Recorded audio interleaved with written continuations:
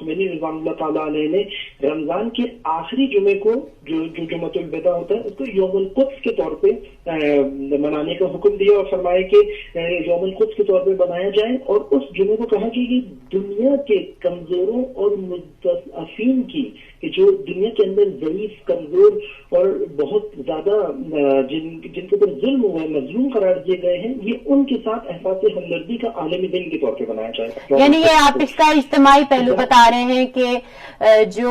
ماہ رمضان کا اجتماعی پہلو یا اجتماعی تربیت جو ہم کلیکٹیولی پورا مہینہ ایفرٹ کرتے ہیں، سب تکلیفیں جھیلتے ہیں، تو ان دی اینڈ جو ہم یوم القدس مناتے ہیں تو وہ اس یکجہتی کا مظاہرہ کرنا اپنے فلسطینی بہن بھائیوں کے ساتھ اور تمام مظلوم بہن بھائیوں کے ساتھ، یہ اجتماعی ایسپیکٹ ہے اس کا۔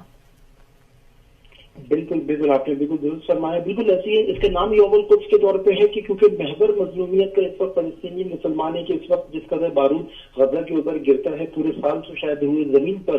کسی پر اس قدر بارود اتنے کم حصے پر کہ بعض تعبیرات یہ کرتے ہیں کہ اس وقت آکسیجن کے علاوہ غزہ کے اندر موجود نہیں ہے، وہ ایک سمبل ہے۔ لیکن یوم القدس کا تعلق حتیٰ بقی کے اندر ہونے والے ظلم سے بھی، یوم القدس کا تعلق کشمیر کے اندر ہونے والے ظلم سے بھی، یوم القدس کا تعلق افغانستان کے اندر ہونے والے ظلم سے بھی، چاہے وہ شیعہ پر ہوتا ہو، سنی پر ہوتا ہو، کسی زمین پر کسی بھی انسان پر ہوتا ہو، چاہے یورپ میں ہوتا ہو وہ ظلم، یوم القدس علامت ہے، یوم القدس مرکزیت ہے، یوم القدس قدس کی وجہ سے وہ سب کو اکٹھا کر کے دنیا کے ہر مظلوم کی حمایت کر دینا ہے۔ اب یہاں پہ رمضان بتا دے کہ اگر ان کے اندر اقدار پیدا ہو جائیں گی، ویلیوز آ جائیں گی، تو یہ نہیں کہہ سکتے کہ مظلوم یورپی ہے یا پاکستانی ہے، مظلوم ہے، اس کی مظلومیت ہم سے کہہ رہی ہے کہ اس کی حمایت کرو، تو یہ نہیں دیکھے گا مظلوم مسلمان ہے یا مظلوم کافر ہے، ہو سکتا ہے کافر ہو لیکن مظلوم کی حمایت کرنی ہے۔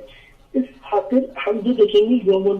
خود ایک امتحان ہوتا ہے کہ رمضان المبارک میں اگر اس کے دل میں ویلیوز اور اقدار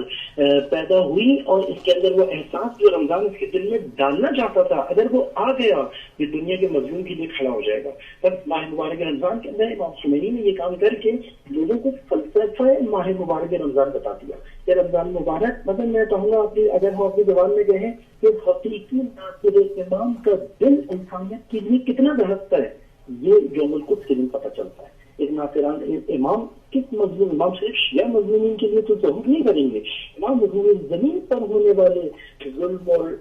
جبر کو جو ہے وہ اپنے انصاف سے پر کریں گے۔ یہ ناصر دیکھیے کیا میں پوری دنیا پر ہونے والی ظلم کے خلاف کوئی کام کرتا ہوں، رمضان المبارک سے اگر میں نے یہ آمادگی حاصل کی، امام زمانے کی نصرت میں ایک قدم آگے بڑھایا جو عالم کے ظلم کے خلاف اقدام کریں گے۔ سبحان اللہ۔